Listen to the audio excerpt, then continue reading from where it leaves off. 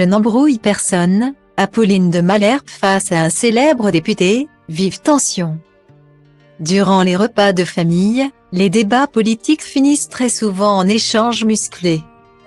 C'est aussi le cas en télévision, lorsque les journalistes et hommes ou femmes politiques choisissent de ne pas mâcher leurs mots. Apolline de Malherbe en sait d'ailleurs quelque chose, elle qui a pour habitude de se mesurer à des pointures politiques françaises. Ce mardi 4 avril 2023, à l'occasion du face-à-face qu'elle anime sur BFM TV, elle a reçu Alexis Corbière, député de la France Insoumise et porte-parole de Jean-Luc Mélenchon. Très vite, le ton est monté entre eux, notamment lorsque la jolie brune a reproché à l'homme de ne pas vouloir dialoguer avec l'opposition, ici Elisabeth Borne. Afin de renouer la communication, la première ministre a en effet convié tous les chefs de parti à Matignon. Une invitation que la France Insoumise a déclinée. Ce qu'Elisabeth Borne propose, c'est de recevoir des groupes parlementaires pour élargir sa majorité. Tous les composants de la NUP unanimement sont contre cela.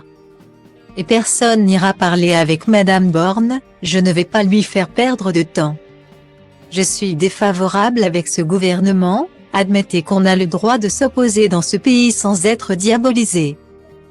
A lancé l'homme de 54 ans, qui est en couple avec l'avocate Raquel Garrido. Une position actée qui a fait bondir Apolline de Malherbe. Donc tout le monde y va. Sauf vous quoi, a martelé celle qui ne serait pas contreposée en hymne de Playboy en haussant franchement le ton. Face à cette offensive, Alexis Corbière a peu à peu perdu son calme. Mais ne dites pas ça. Ce n'est pas exact. Déjà, personne ne va à la rencontre de Madame Borne dans le cadre qu'elle a proposé. A rappelé le député avant d'être sèchement coupé par celle qui partage la vie d'Harold Ozzy. Ça, j'ai bien compris, ils ont dit, on ira et on parlera de ceux dont on veut bien parler, s'est-elle agacée.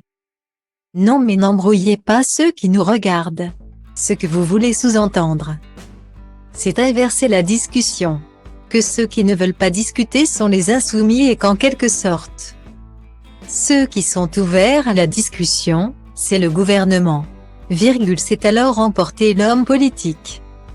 Mais bien décidé à faire craquer son interlocuteur, Apolline de Malherbe ne s'est pas laissée démonter.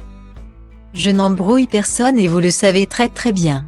A-t-elle conclu en appuyant vigoureusement ses propos à l'aide d'un tweet de Manuel Bompard, affirmant que le parti marcherait vers l'Élysée le 5 avril pour exiger le retrait de la réforme des retraites.